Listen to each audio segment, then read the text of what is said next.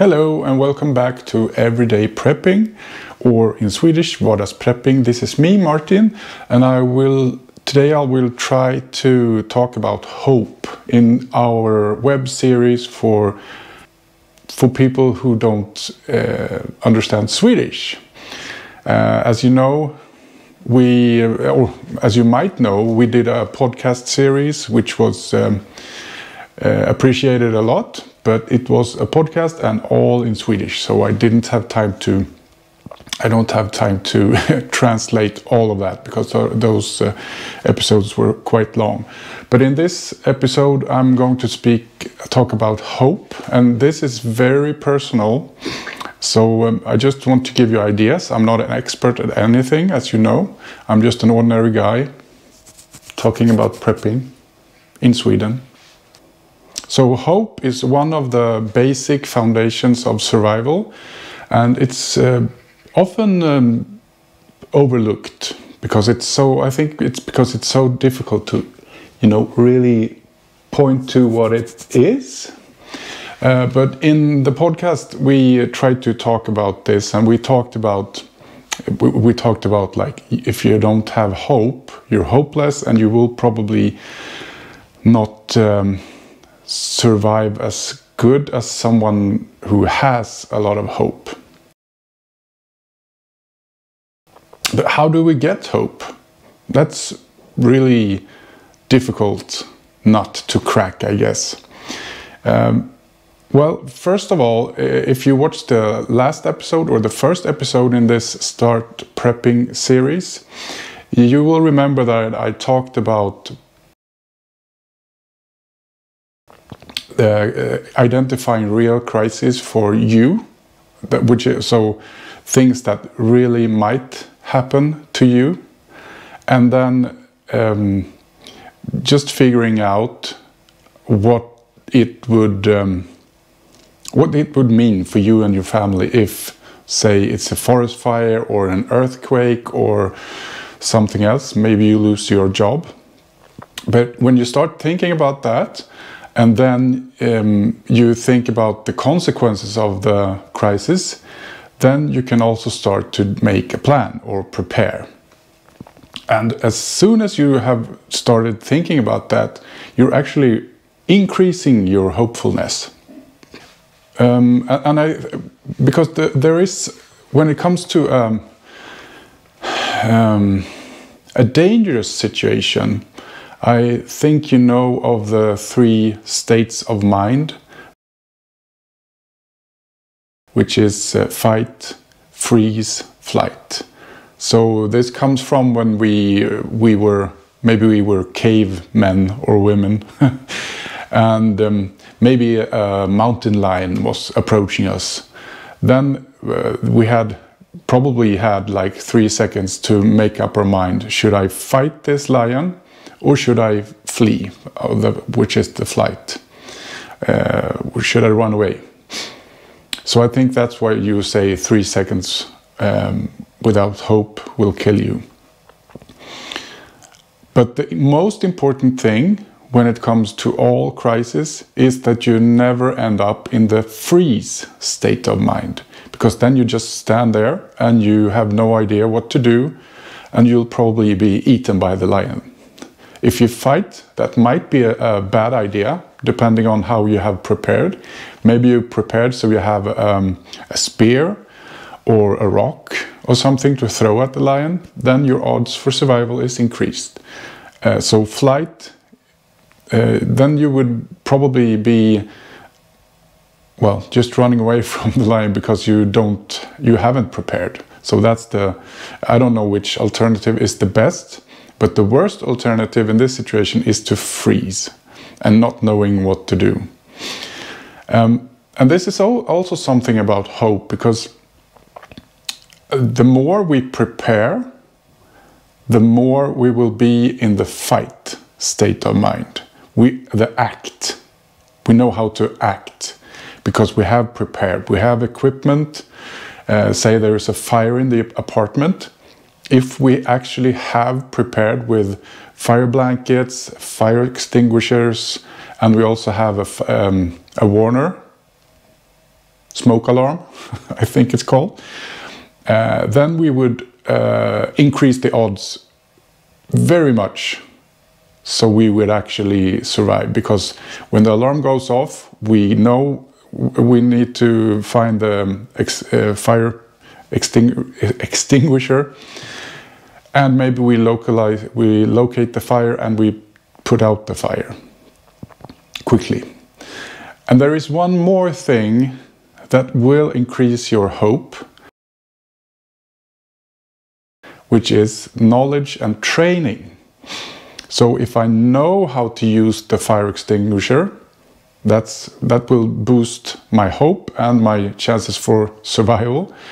But if I've also been training with a fire extinguisher, trying it out, then the odds for making it out of the situation it's much more higher. So we talked about the plan. There are other ways to boost hope as well. Having an emergency plan or having an emergency binder, which contains, well, I think that's an episode of itself, but an emergency binder contains all the information about your insurances, your bank accounts, your family, your medication. Well, if you have that kind of documentation prepared, you're good to go. Because this is something, to have all that in one place, in one safe place, is really good. But it takes a bit of work to complete this, an emergency binder. And then another thing, if you're like me, I'm the prepping, the person prepping in my family, so everyone is not the prepping guys. I think it's important to bring your family up to speed. So if you bought things like a fire extinguisher or maybe an escape ladder, let them know where it is. Talk about it. When would we use it? How do we use it? And stuff like that. And then when it comes to equipment, the knowledge of equipment is very important, and please make sure that all the persons in your household or family also knows how things work. So make sure that everyone knows where the equipment is, how it works. So maybe you bought a flashlight or an emergency radio, then just, well, show it to your family, show it how it works so everyone can use it. And then also make sure it works. And with that, I mean, you will probably have equipment using rechargeable batteries. So make sure to once in a while, maybe once a quarter or like 4 times a year, that you actually charge it. So you know if something happens, you can trust these things will work. Let's also talk about things, equipment, that you should have or can have to raise your hope. So we're going to the basics. A first aid kit is a must, and to open it up and make sure you know what's inside and how you use it, that would increase your knowledge and then increase your hope. And by the way, we talked about training. Make sure that you attend some classes in first aid or critical first aid, like in Sweden we call it HLR. So how to rescue a person not breathing or whose heart has stopped. So make sure to attend one of those classes. So this is, I didn't bring the big one, but this is a fire extinguisher. I'm not going to use it. So this is a very small one for small fires. Make sure to get some fire extinguishers. I think in Sweden it's recommended to at least have a 6 kilo. This is not at all that much. So this is just for small fires. And then make sure to, as I said, everyone knows where it is, and you make sure you know that it will work when you need it. So you often need to make sure that the foam is not in one place, so you should probably shake it or something. And I think one of the most important things to reach hope when you are in a crisis is being able to have light. So this is a kerosene lighter, not lighter, a kerosene lamp. Or if you don't like open flames and fire, you can always buy, I mean, you can use Christmas tree decoration lighting like this one. It's from IKEA. It's called ledfyr. In daylight, it doesn't look like it's so very bright, but this is so good because it's portable. You use batteries, and you can like place it in the kitchen, or you can place it in the bathroom, sorry, not in the toilet. You can place it there just so you can, have some light when you're doing your business. Other things that you might need, and this is probably quite personal or individual, but stocking up on board games, analog games like cards, like Monopoly, things like that, but actually playing them in your normal life with your family. Because if you do that as a, if you play games, say during the weekend when you're having a family party or family get together, and then so you learn the rules of the games and you know how to play them, and you make sure that everyone likes them. So using that and having that in your prep is quite good, because first of all, it would give you a feeling of normality, even if, life is crap during the crisis.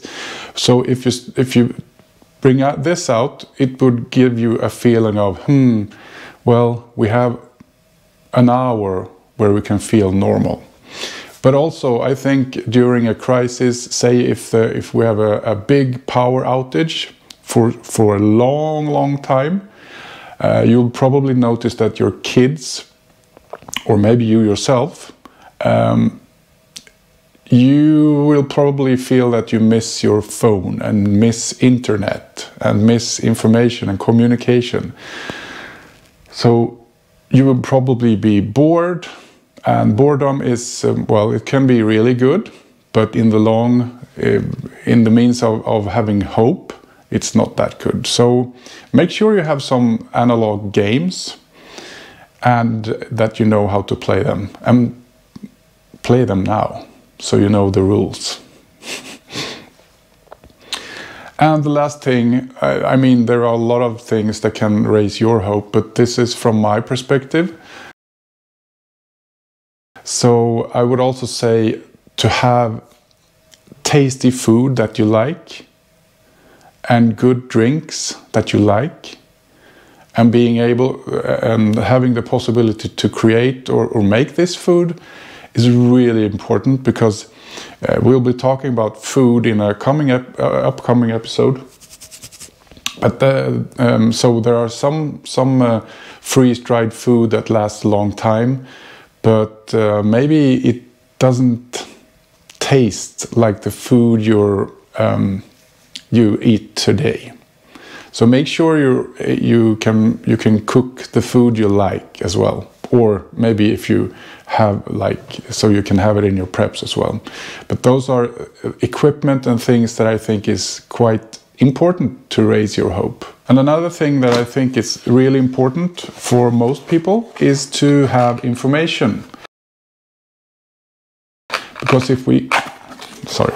if we don't have information about what's going on, what's happening, etc., I think that's I think that our hope would be not so hopeful. We wouldn't be so hopeful. So in Sweden, the symbol of preparedness is the emergency radio. So this would be a good way to get information, because in Sweden the government would be sending out information on a specific channel. And I think that, most countries do have a news channel, your favorite news channel. This is a good way to receive information. And what type of information would we need to keep our hope? So it would be clear instructions or clear information on what has actually happened. For me, I would like to know if I am in danger or my family is in danger. So location for the incident, if there is such information. And then what's gonna happen? We need to know what is going to happen in the near future. Will this be over in a couple of days? Then maybe I can just sit down, hunker down and stay safe, eat my food and play my games. But if it's for a long time, we might need to consider relocating. For me, I live in Stockholm, a big city in Sweden, the capital. I would definitely need to relocate if something major happens, because no one here is much prepared in this city. And then I would need to I would need to know somehow if something is expected of me. So what do I need to do as an individual, as a member of the society? So that's information. Another important thing, I think, is to be able to communicate. So this is the preppers go-to communication device. It's the Baofeng.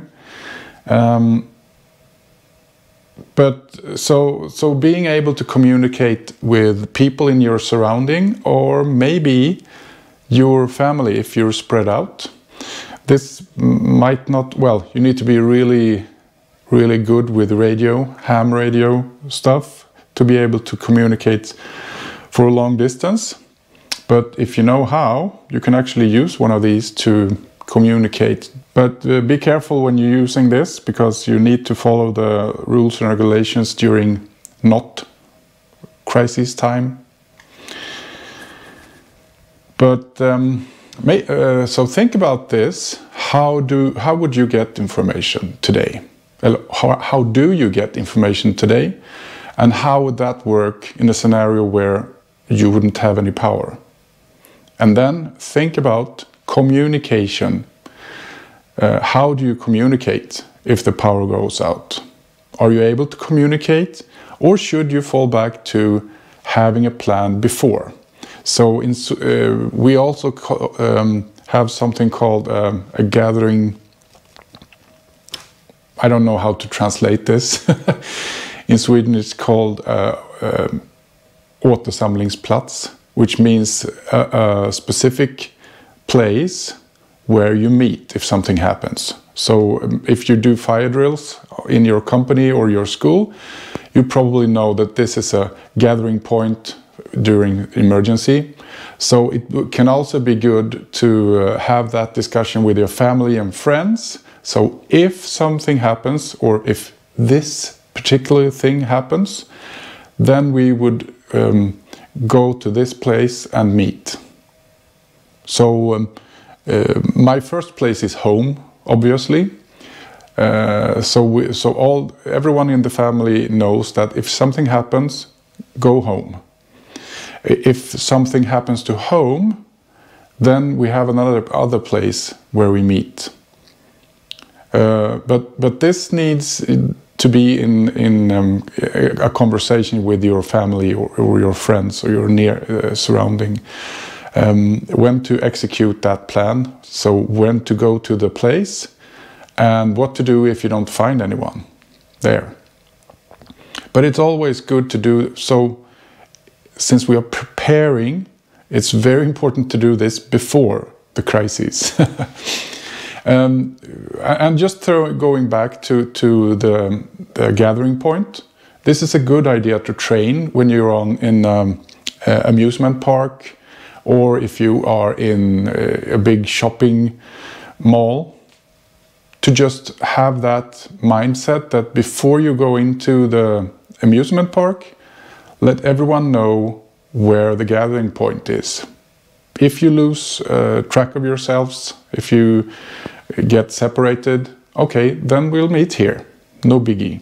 And I go there and I will stay there until the entire family has come to me.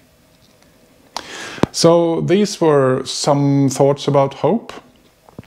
If you like these talks that I have, please like, and please comment if I forgot something, because I think I usually forget something. And if you have other things that you know will raise your morale or your hope. But until next time, thank you for watching. Thank you for listening. Take care, stay prepped, and stay safe. Beep.